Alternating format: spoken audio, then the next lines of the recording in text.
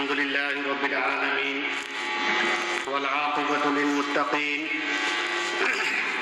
والصلاة والسلام على سيد الأنبياء والمرسلين محمد وآله وأصحابه أجمعين.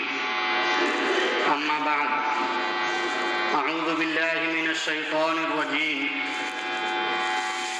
إن أول بيت وضع للناس للذي ببكة مباركا وهدى للعالمين فيه آيات بينات مقام إبراهيم ومن دخله كان آمنا ولله على الناس حج البيت من استطاع إليه سبيلا. صدق الله العظيم. اللہ تبارک و تعالی نے آیت مبارکہ میں یہ بات بیان فرمائی ہے کہ روئے زمین پر سب سے پہلے اللہ نے کیا بنایا.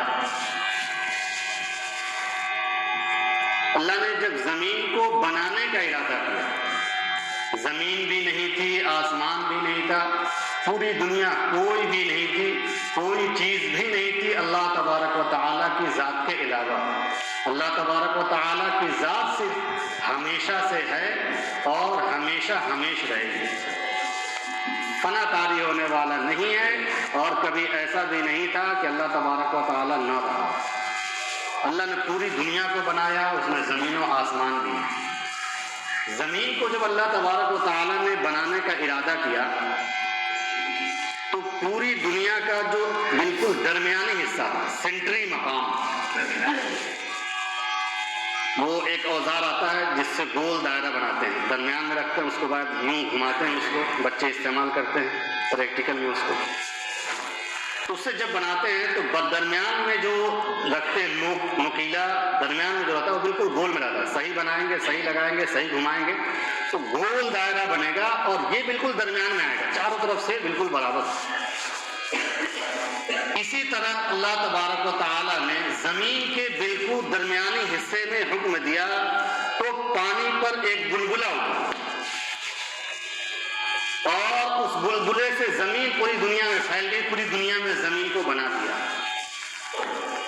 اور وہ جو درمیانی حصہ تھا وہی ہے خانہ کعبہ کا مقام.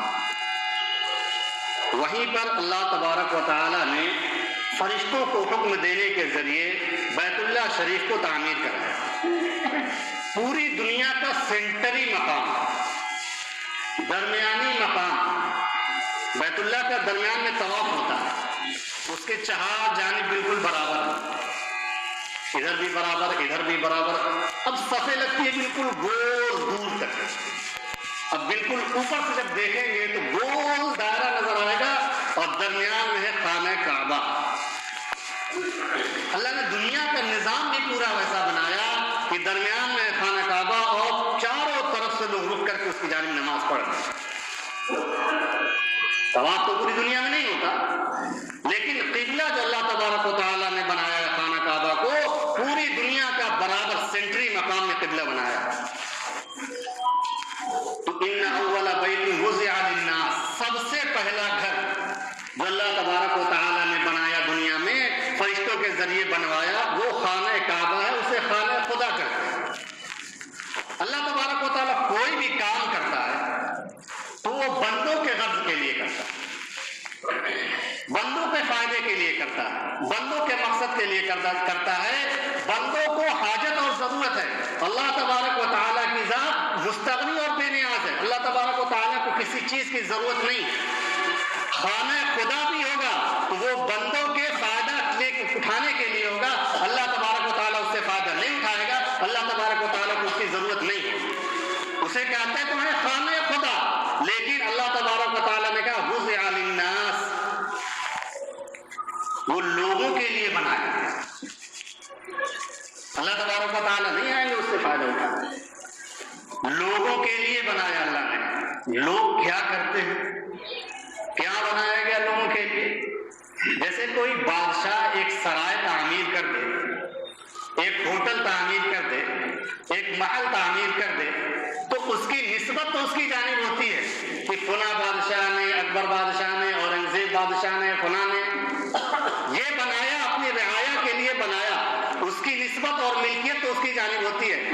فائدہ اٹھانے بادشاہ اس میں نہیں آتا، لوگ آتے ہیں اس میں ٹھہرتے ہیں۔ اب جب بادشاہ کی جانب سے وہ محل تعمیر کیا گیا ہو، وہ سرائے تعمیر کی گئی ہو، تو لوگ جب وہاں جائیں گے تو لوگوں کا من حیث رعایا ہونے کی حیثیت سے ان پر یہ حق ہے کہ جائیں اس میں ٹھہریں، کہ بادشاہ نے ان کی تعظیم کے لیے وہ محل تعمیر کیا۔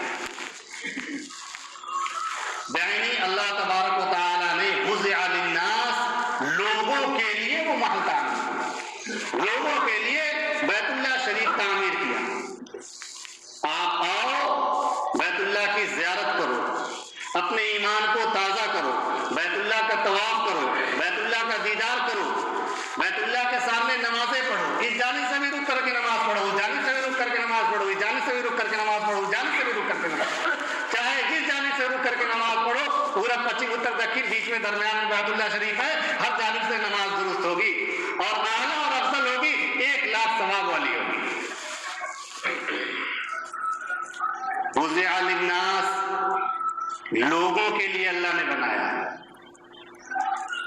لوگوں کا بھی یہ حق بنتا ہے کہ اگر تم اس کی استطاعت رکھتے ہو تو وہاں جاؤ۔ حج تو ہے ہی، فرض ہے، اتنا مال ہو کہ اگر ہم حج کرنے چلے جائیں تو گھر پر کسی قسم کا فقر و فاقہ و تنگدستی وغیرہ نہ ہو۔ لوگ یہ سمجھتے ہیں کہ حج اس وقت فرض ہوگا جب بچوں کے شادی بیاہ کی ذمہ داریوں سے فارغ ہو جائیں گے، اب اگر مالدار ہیں تو حج فرض ہوگا۔ شاندار اعلیٰ قسم کا گھر بنانا ہے، گھر بنانے کی ذمہ داری ہے، بچوں کو الگ الگ گھر بنا کر دینے کی ذمہ داری ہے، سب کو گھر وغیرہ بنا کر دے دیں گے، الگ سے دے دیں گے، تب جا کے حج فرض ہوگا۔ ایسا نہیں، گاڑی نہیں ہے، گاڑی خرید لیں گے، پھر مال بچے گا، حج فرض ہوگا، ایسا نہیں۔ اگر آپ کے پاس اتنا مال ہو گیا، آپ کی انکم اور آمدنی اتنی ہے کہ آپ حج کر سکتے ہیں، شادی بیاہ کے خرچ کا اعتبار نہیں ہے، کیونکہ شادی بیاہ میں آپ کو فضول خرچیاں ہوتی ہیں دوسروں کو دکھانے کے لیے، دوسروں سے آگے بڑھنے کے لیے، وہ فقط اس لیے کہ ہم دوسروں سے اچھا کریں گے۔ نکاح تو ایک پیسے کا خرچ نہیں ہے، نکاح میں، شرعی نکاح میں ایک پیسے کا خرچ نہیں ہے۔ اب اگر کسی شخص کے پاس فی الحال 4 لاکھ، مان لیجیے 3.5 سے 4 لاکھ روپے ہوتے ہیں حج کرنے کے، اتنا مال کسی کے پاس ہے یا اتنی بڑی اس کے پاس تجارت ہے، ایسا کاروبار ہے کہ بآسانی وہ اس کا انتظام کر سکتا ہے، تو ہر شخص سمجھتا ہے کہ میں کتنے کا انتظام کر سکتا ہوں۔ اب اگر اس کے پاس اتنا مال ہے، اس کے اوپر حج فرض ہو گیا، اس نے حج فرض نہیں کیا، پھر اپنا مال دوسری چیز میں، گاڑی لے لیا، گھر بنوا لیا، شادی بیاہ کر دیا، اب اس سے مواخذہ ہوگا حج کی فرضیت کا، تمہارے اوپر حج فرض تھا تو ہم نے حج کیوں نہیں کیا؟ تو ایک صورت تو یہ ہے حج کریں، اور اگر حج نہیں کر سکتے، اللہ نے اتنے مال سے نوازا ہے کہ کم از کم زیارت کے لیے، یعنی حرمین شریفین کی زیارت کے لیے عمرہ ہی کر لیں۔ حج اور عمرہ میں کافی فرق ہے، تقریباً 1/4 مال کا فرق ہے، کم از کم عمرہ ہی کر سکتے ہیں تو عمرہ ہی کر لیں، اتنا مال نہیں اللہ تبارک و تعالیٰ نے دیا۔ یہ ایسی جگہ اور ایسا مقام ہے، دنیا میں کوئی ایسی جگہ ہوگی نہیں، نہ ویسا منظر، نہ ویسی جگہ۔ جب آپ وہاں پر جائیں گے تو اس بات کا آپ کو احساس ہوگا، آپ کی طویل عمر گزری ہو یا قصیر عمر، بہت کم عمر گزری ہو جب بھی، اور زیادہ عمر گزر گئی ہو جب بھی، آپ سوچیں گے کہ اگر میرے پاس وسعت تھی تو میں نے اتنی تاخیر کیوں کی، مجھے اور پہلے آنا چاہیے، تاخیر نہیں کرنی چاہیے۔ ایسی جگہ آنے کے سلسلے میں تاخیر ہم نے کیوں کی؟ مال و دولت کی کوئی حیثیت سمجھ میں آنے والی نہیں ہے۔ خانے خدا کے سامنے جب آپ کھڑے ہوں گے، مال و دولت دنیا کچھ نہیں ہے نا۔ خانے پہ کعبے پہ پڑی جب پہلی نظر، کیا چیز ہے دنیا بھول گیا، بالکل واقعتاً ہے، برحق ہے، سب کچھ یاد نہیں ہوتا۔ دنیا میں کچھ بھی آدمی مال اور متاع کی کوئی حیثیت ہے ہی نہیں. آخرت حشر کا میدان جو قائم ہوگا اس کے سلسلے میں لوگ برہنہ ہوں گے. فی الحال دنیا میں بات سمجھ میں نہیں آتی. برہنگی عجیب چیز ہے. لوگ ننگے ہوں گے, کیسے ہوں گے, کیسا عالم ہوگا, لوگ ننگے ننگے ہوں گے, کیسے ہوگا. جب آپ حرم پہ پہنچیں گے, مطاف میں پہنچیں گے, طواف کے درمیان پہنچیں گے, تو یہ بات سمجھ میں آ جائے گی کہ وہاں کے عالم کا ایک چھوٹا سا مظہر اللہ تبارک و تعالیٰ نے دنیا میں دکھا دیا. عورتیں پورے جہان کی عورتیں آتی ہیں, الگ الگ رنگ و نسل کی عورتیں آتی ہیں, چہرے سب کے کھلے ہوئے ہوتے ہیں, سب طواف میں رہتے ہیں. اسی میں مرد و زن کا سب کا اختلاف ہے, لیکن ذرہ برابر نفس کی کشمکش ادھر ادھر نہیں. سب کے چہرے کھلے ہوئے ہیں.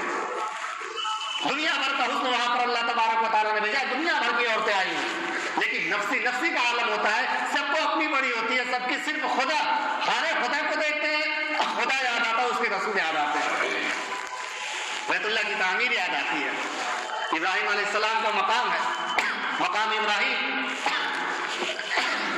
جس کو اللہ تبارک و تعالیٰ نے قرآن میں خود ہی بیان کیا, وہ یاد آتا ہے. ایک چیز اور بھی ہے جو بہت ضروری ہے, اس کی جانب عموماً توجہ نہیں ہوتی. حج اور عمرہ یہ عبادتیں دیگر عبادتوں سے منفرد اور علیحدہ ہیں. اس کی وجہ یہ ہے, ہم جب ہوش سنبھالتے ہیں بچپن سے والدین کے ساتھ, بڑوں کے ساتھ نماز پڑھنے کے لیے جاتے ہیں. رمضان کا مہینہ آتا ہے, روزے رکھتے ہیں, بچوں کو بڑوں کے ساتھ جانتے ہیں کہ صبح سحری کے وقت سے کھاتے ہیں اور شام تک نہیں کھانا. زکوٰۃ نکالنے والے زکوٰۃ نکالنا شروع کر دیتے ہیں, ہر سال زکوٰۃ نکالنی ہے. دیگر جتنی بھی عبادتیں ہیں وہ زندگی بھر کرتے ہیں, یا تو بچپن سے کرتے رہتے ہیں, بڑے ہو کے کرنے لگتے ہیں جو بڑے ہو کے کرنے والے. لیکن یہ عبادت دونوں ایسی عبادت ہے نا, اس کا واسطہ زندگی میں جب ہم قصد و ارادہ کرتے ہیں تب پڑتا ہے. اور قصد و ارادے کے بعد اگر ہم نے اس کو سیکھا نہیں, صحیح سے سیکھا نہیں, کئی مرتبہ سیکھا نہیں, صرف کتابوں پر تو نہیں, کئی مرتبہ اس کو سیکھا نہیں, یاد نہیں کیا, جب تک نہیں سمجھیں گے سیکھیں گے تب تک صحیح طریقے پر نہیں کر پائیں گے. بہت سے لگ جاتے ہیں اور چلے آتے ہیں. 2 لوگ تھے, ان سے پوچھا, 2 میاں بیوی, ایک صاحب مدینہ پہنچے, بال ابھی اتنے بڑے بڑے سے. میں نے پوچھا آخری عمرہ آپ نے کب کیا؟ کہہ رہے کہ ابھی آنے سے کچھ پہلے کیا یا اسی روز کیا. کیسے کر لیا بھائی؟ آج آپ مدینے آ رہے ہیں, آپ کا بال اتنا بڑا ہو گیا, قصر کرا ہے, اس میں قصر کرا ہی نہیں سکتے اتنے چھوٹے بال میں, حالانکہ ہی ہوگا, قصر کہاں چلے گا. تو جب کتنے بار بال بنوائے, 2 بار بال بنوائے, 4 بار عمرہ کیا, 2 بار عمرہ ہوا, 2 بار عمرہ نہیں. بیوی سے ہی پوچھا, 2 بار بال کٹائے, 2 بار بال نہیں کٹائے. اب دم واجب ہوگا, حرم میں جا کے دم دینا, کہاں جائیں گے واپس وہ حرم میں دم دینے کے لیے. تو 2 بار عمرہ ہوا اور 2 بار عمرہ نہیں ہوا.